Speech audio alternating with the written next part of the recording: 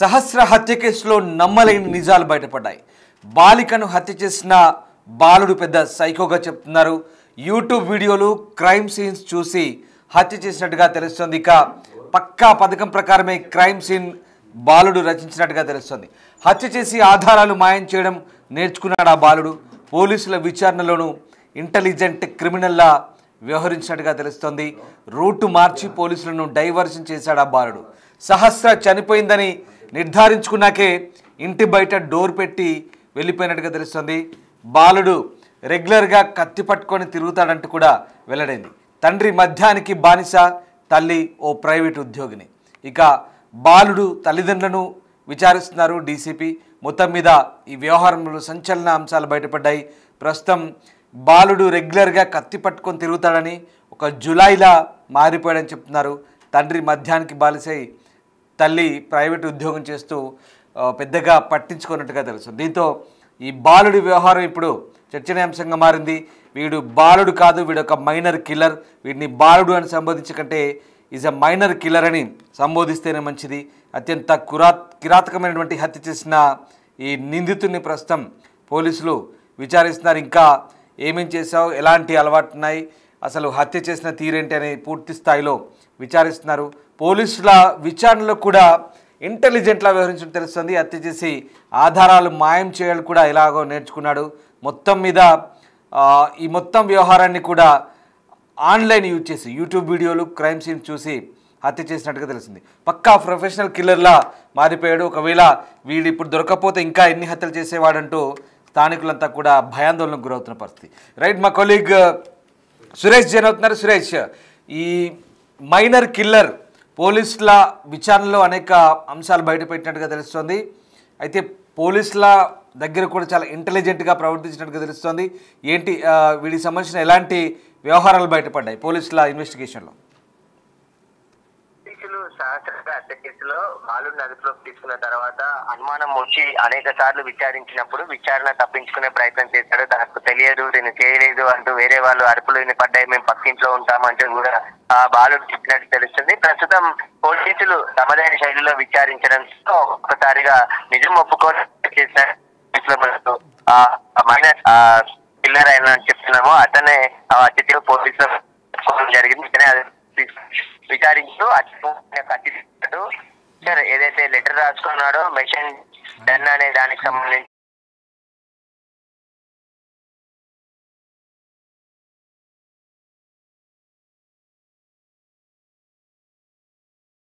బాబు ఇంట్లో కూడా రావడం జరిగింది. అక్కడ కూడా కొన్ని ఆధారాలు సేకరించారు. ఆ ఇంట్లో ఉన్నటువంటి ఏవైనా ఇతనికి సంబంధించిన ఫింగర్ ప్రింట్స్ ఇట్లా ఉన్నాయనే దానికి సంబంధించిన క్లూస్ టీమ్ ఆధారాలు సేకరించే ప్రయత్నం చేశారు. అయితే బాలుడి ప్రవర్తన పైన కూడా పోలీసులు అనుమానం వ్యక్తం చేస్తున్నారు. అయితే గత కొద్ది రోజులుగానే ఇతను సైకోగా మారినట్టు తెలుస్తుంది. కత్తి పెట్టుకొని తిరుగుతున్నాడని చెప్పేసి కూడా పోలీసులు దర్యాప్తులో తెలియంది. హత్య ఎందుకోసం చేశాడు? ఎందుకంటే అత్యంత కిరాతకంగా కత్తి పెంచుకొని పగ పెంచుకొని చేసిన హత్యగా ఇది గమనిస్తుంది. కాబట్టి హత్య వెనుక మోటివ్ ఏంటి అనే దానికి సంబంధించి ప్రస్తుతం పోలీసులు ఇన్వెస్టిగేషన్ చేస్తున్నారు. బాబు తల్లిదండ్రులను కూడా ఇన్వెస్టిగేట్ చేస్తున్నారు. అయితే గత 2 సంవత్సరాల నుంచి కూడా సహస్ర ఫ్యామిలీకి తెలిసి అంటే సన్నిహితంగా ఉండడం పక్క ఇంటి వాళ్ళే కాబట్టి ఆ సహస్ర తమ్ముడితో కూడా చనువుగా ఉంటూ వాళ్ళ సహస్ర బర్త్డేకి కూడా రావడం జరిగింది ఏప్రిల్ 19th అని చెప్పేసి కూడా చెప్తున్నారు. అయితే స్థానికులు కూడా ఇంత చిన్న పిల్లగాడు ఎలా హత్య చేశాడు, ఇంత క్రూరంగా ఎలా చంపాడు అనే దానిపైనే మినిమే షాక్ అయిపోతున్న కూడా వాళ్ళంతా కూడా చెప్తున్నారు. అయితే బాబు తండ్రి కూడా మద్యానికి బానిస కావడం, తల్లి కూలి పని ప్రైవేట్ ఉద్యోగం చేస్తూ కుటుంబాన్ని గడుపుతుందని చెప్పేసి కూడా అక్కడ ఉన్నటువంటి స్థానికులు చెప్తున్నారు. ప్రస్తుతం ఆ బాబు చెడు అలవాట్లకు అలవాటు అయ్యే ఇలా కిరాతకంగా మారుంటాడు. యూట్యూబ్ లో ఓటీటీకి సంబంధించిన క్రైమ్ థ్రిల్లర్స్ ని వాటిని చూసి హత్య చేశాడా లేకుంటే ఎందుకు హత్య చేశాడు అనేది ఇప్పుడు పోలీసుల ఇన్వెస్టిగేషన్ కొనసాగుతుంది. అనేక కోణాల్లో దర్యాప్తు చేస్తున్నారు. అయితే ఆ స్కూల్ కి హత్య చేసిన తర్వాత 2 రోజులు స్కూల్ కు వెళ్ళలేదు. ఆ తర్వాత స్కూల్ కి కూడా వెళ్ళాడు. మరుసటి రోజే పోలీసులు వచ్చి అతన్ని అంటే స్కూల్ కు వెళ్ళిన 2వ రోజు పోలీసులు స్కూల్ కు వెళ్ళి అక్కడ అదుపులోకి తీసుకొని ఈ హత్యకు సంబంధించి నేను విచారించాలనే సందర్భంలో పోలీసులకు ఇంకా పట్టుబడ్డానని చెప్పేసి తాను జరిగినట్టు మొత్తం చెప్పేసినట్టు కూడా స్పష్టమవుతుంది. అయితే ఎస్ఓటి పోలీసులు అదుపులోకి తీసుకొని తీసుకొని బాబుని విచారించిన క్రమంలోనే హత్యకు సంబంధించిన సమాచారం అంతా కూడా బయటికి రావడం జరిగింది. రేపు పోలీసులు ప్రెస్ మీట్ పెట్టి అసలు హత్యకు కారణాలు ఏంటి, మొత్తం ఈ దర్యాప్తు ఇప్పటివరకు జరిగినటువంటి దర్యాప్తుకు సంబంధించిన వివరాలు కూడా వెల్లడించే అవకాశం కనబడుతుంది. మొదట తల్లిదండ్రులు అంటే పాప తల్లిదండ్రులు కూడా ఇంట్లో ఎలాంటి చోరీ జరగలేదు, ఎవరిపైన అనుమానం లేదు, ఎవరు హత్య చేశారో మాకు కూడా తెలియట్లేదు అని చెప్పేసి వారు మాట్లాడారు. కానీ ఇప్పుడు ఒక చోరీ జరిగింది, దేవుడి దగ్గర ఉన్న డబ్బుల కోసం హత్య చేశాడు అంటున్నారు. కానీ అది కూడా కాదు మోటివ్. ఎందుకంటే మొదట హత్య జరిగిన రోజే ఎలాంటి దొంగతనం ఇంట్లో జరగలేదు అని చెప్పేసి ఇటు కుటుంబ సభ్యులు పోలీసులు కూడా చెప్పారు. కాబట్టి అది దోపిడీ హత్య కాదు, ఎవరో పగ పెంచుకొని లేదంటే కావాలని హత్య చేస్తుంటారని చెప్పేసి పోలీసులు ఆ కోణంలోనే ఇన్వెస్టిగేషన్ చేశారు.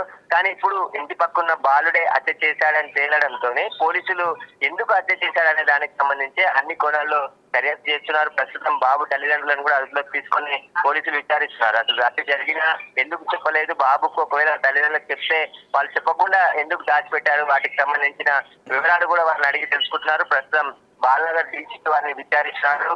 అసలు బాబు ఎందుకు ఇలా మారాడు, ఎందుకు హత్య చేయాలనుకున్నాడు, వాటికి సంబంధించిన ఆధారాలన్నీ కూడా చేస్తున్నారు. బాబు అక్కడ తిరగడం కూడా ఒక బిహేవియర్ కూడా వేరే అంటే ఒక సైకో మాదిరిగా ఉండేది అని చెప్పేసి కూడా చుట్టుపక్కల వారు చెప్తున్నారు.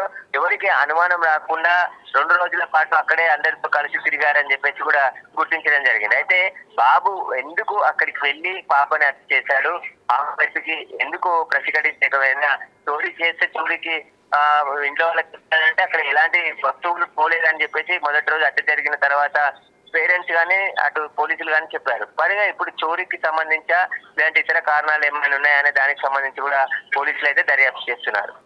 Right, yes, thank you Suresh. So ఇది మొత్తం మీద చాలా దిగ్భ్రాంతికర అంశాలు అయితే బయటికి వచ్చాయి.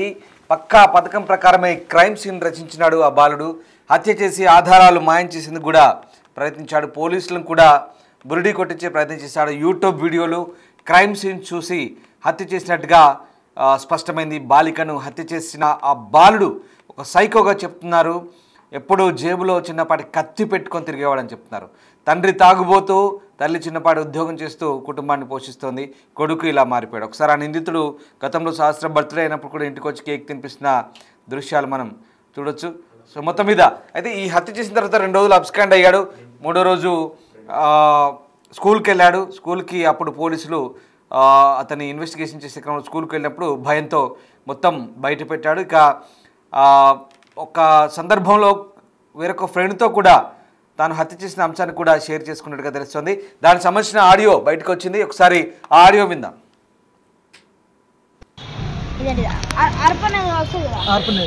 అదే అర్పణ వస్తుంది అకౌంట్ రాలే కాబట్టి ఇద్దరు అనుకుంటున్నారు. 18 రాళ్ళు 19 వచ్చిండు. ఈడు ఇందాక వచ్చిన వాళ్ళు వెనకాల ఉన్నంట అతను అంటే అబ్బాయి వెనక ఉన్నారా? అయితే ఎగ్జామ్ రాయడానికి భయపడుతుందంట, రాయడానికి పెన్ పట్టుకు భయపడుతుంది. ఆ అబ్బాయి ఇష్యూ జరిగిన తర్వాత స్కూల్కి వెళ్ళాడా? 2 days వెళ్ళలే. 20కి వెళ్ళిండు, 21కి వచ్చిండు, 22 ఈ రోజు స్కూల్లో దొరికిపోయాడు. స్కూల్లో ఎలా దొరికిపోయాడు? పోలీసులు కిందకు వచ్చిందంట. ఎంక్వైరీ చేసిండు. తను భయపడుతూ చెప్పేసిండు. ఏం చెప్పాడట? ఏం జరిగిందో అది చెప్పేసిండు. వాడు ఇక్కడ రోడ్ల మీద కత్తి పట్టుకొని తిరుగుతూ ఉండేవాడంట. ఏమో నాకు తెలియదు. సరే, ఎలా ఉండేవాడు? మీతో ఎప్పుడైనా ఆడేవాడా? మీతో ఎప్పుడైనా ఆడాడా? మాకు తెలియదు, కానీ తెలుసా కాడు ఇక్కడ తిరుగుతాడు అక్కడ తెలుసు. ఇదండి అర్పణ వస్తుంది కదా, అదే అర్పణ వస్తుంది అకౌంట్ రాలే కాబట్టి ఇద్దరు అనుకుంటున్నారు. 18 రాళ్ళు 19 వచ్చిండు. ఈడు ఇందాక వచ్చిన వాళ్ళు వెనకాల ఉన్నంట అతను అంటే అబ్బాయి వెనక ఉన్నారా? అయితే ఎగ్జామ్ రాయడానికి భయపడుతుందంట, రాయడానికి పెన్ పట్టుకు భయపడుతుంది. ఆ అబ్బాయి ఇష్యూ జరిగిన తర్వాత స్కూల్కి వెళ్ళాడా? 2 days వెళ్ళలే. 20కి వెళ్ళిండు, 21కి వచ్చిండు, 22 ఈ రోజు స్కూల్లో దొరికిపోయాడు. స్కూల్లో ఎలా దొరికిపోయాడు? పోలీసులు కిందకు వచ్చిందంట. ఎంక్వైరీ చేసిండు. తను భయపడుతూ చెప్పేసిండు. ఏం చెప్పాడట? ఏం జరిగిందో అది చెప్పేసిండు. వాడు ఇక్కడ రోడ్ల మీద కత్తి పట్టుకొని తిరుగుతూ ఉండేవాడంట. ఏమో నాకు తెలియదు. సరే, ఎలా ఉండేవాడు? మీతో ఎప్పుడైనా ఆడేవాడా? మీతో ఎప్పుడైనా ఆడాడా?